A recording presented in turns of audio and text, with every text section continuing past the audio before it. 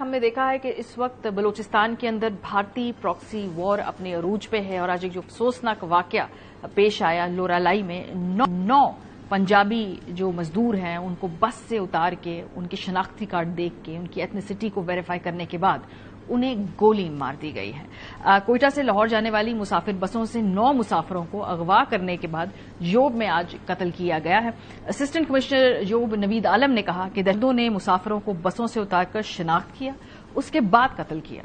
तर्जुमान बलोचिस्तान हुकूमत शाहिद इनका कहना है कि शहीद होने वाले तमाम अफराद का ताल्लुक पंजाब के मुख्तलिफ इलाकों से है। इंतजामिया के मुताबिक शहीद किए जाने वालों का ताल्लुक लाहौर, गुजरात, खानेवाल, गुजरांवाला, लोधरा, डेरा गाजी खान, मुजफ्फरगढ़ से है। मोहम्मद इरफान का ताल्लुक डीजी खान, साबिर गुजरांवाला, मोहम्मद आसिफ मुजफ्फरगढ़ और गुलाम सईद का ताल्लुक खानेवाल से था।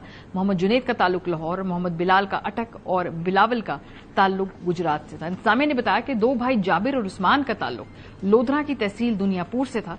दोनों भाई अपने वालिद के जनाजे में शिरकत के लिए बलूचिस्तान से आ रहे थे। उनको घर की खवातीन और बच्चों के सामने बस से उतारा और पहाड़ों पर ले जाकर कत्ल कर दिया। अब एक घर से 3 जनाजे एक साथ उठे। मकतूलीन में गुजरांवाला का साबिर भी शामिल है।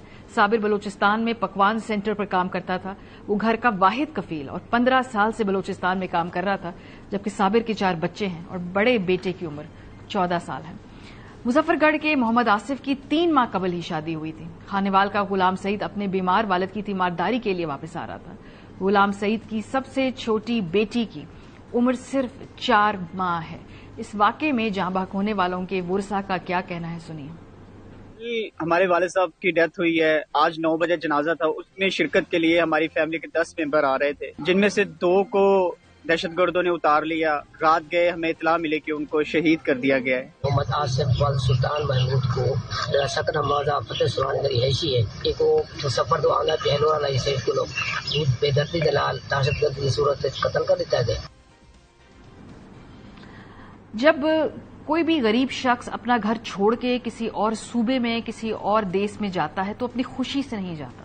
अपने घर वालों को, अपने माँ बाप को, अपने बच्चों को छोड़ के दूसरे शहर जाकर रोजगार की तलाश करने वाला शख्स बहुत सारी मजबूरियों की वजह से वहां पे जाता है और वो पॉलिसी के इन फैसलों में उसका कोई किरदार भी नहीं होता।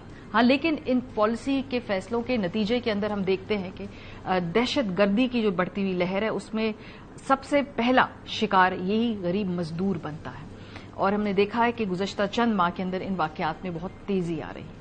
प्रोग्राम का वक्त खत्म हो गया। अपना फीडबैक देना मत भूलिएगा। ख्याल रखिए। खुदा हाफ़िज़।